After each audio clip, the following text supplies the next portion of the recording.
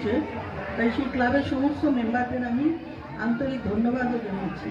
সমস্ত মহিলারা যে এইভাবে এগিয়ে এসে রক্ত দিচ্ছেন, এটা কিন্তু আমাদের কাছে একটা বিরাট গৌরবের ব্যাপার। রক্তদান মহৎদান আমরা সকলে জানি, কারণ এই রক্তদানের মাধ্যমে জীবন বাঁচে। আমরা বহু রক্তদান করে থাকি, রক্তদান শিবিরের আয়োজন করে থাকি, এবং একমাত্র খড়দাও নয়, সারা পশ্চিমবাংলা জুড়ে রক্তদান হয়। এবং সেটা মাননীয় মুখ্যমন্ত্রী, আপনারা জানেন 2 বছর আগে যে করোনা হয়েছিল, সেই সময় সেই প্যান্ডেমিক সিচুয়েশনে সমস্ত কিছু বন্ধ হয়ে গেছিল এবং এত রক্তের আকাল হয়েছিল যে মাননীয় মুখ্যমন্ত্রী কোভিড দিনে আমাদের কাছে সবার কাছেই আবেদন রেখেছিলেন রক্তদান শিবির করার সময়। এবং এই সময় যত রক্তদান শিবির হয়েছে, আমার মনে হয় খড়দা বিধানসভায় যত রক্তদান শিবির হয়েছে সারা পশ্চিমবাংলা হয়নি।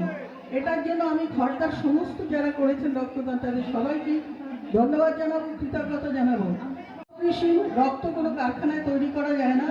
রক্ত এমন একটা জিনিস, এটা ঈশ্বরের দান, একমাত্র মাঠের দিনই পাওয়া যায়। তাই রক্ত দান করলে শরীরের কোনো ক্ষতি হয় না, এটা ডাক্তাররা বিশেষভাবে বলেন। সবসময় আমরা সকলে জানি বলে আজ এইভাবে রক্তদান হচ্ছে। এই যে রক্তদান করছেন আপনারা, এই আপনার একটা রক্তদানের মাধ্যমে কত জীবন বাঁচা।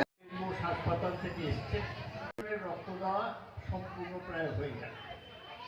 এই প্রচেষ্টার জন্য আমি উদ্যোক্তা বড়বাড়ি যুবক সমিতিকে ধন্যবাদ জানাই। রক্তদান হচ্ছে সবচেয়ে বড় দান। আপনি আপনার শরীরের একটা অংশ দিয়ে আরেকটা মানুষের জীবন বাঁচাচ্ছেন। আপনার শরীরে রক্ত দিয়ে হয়তো আপনার বেশি ক্ষতি হচ্ছে না, কিন্তু আরেকজনের জীবন বেঁচে যাচ্ছে। তাই আমরা বলি সমাজসেবার শ্রেষ্ঠ হচ্ছে রক্তদান। যারা রক্ত দিলেন আমি সবাইকে ধন্যবাদ, অভিনন্দন জানাই।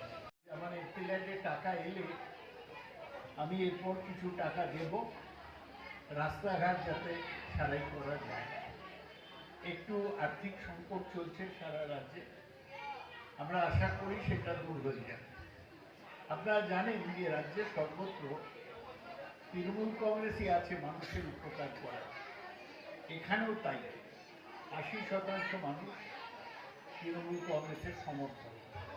আপনারা অনেক ভোটে সায়রা খাতুনকে জিতিয়েছেন, আপনাদের ধন্যবাদ।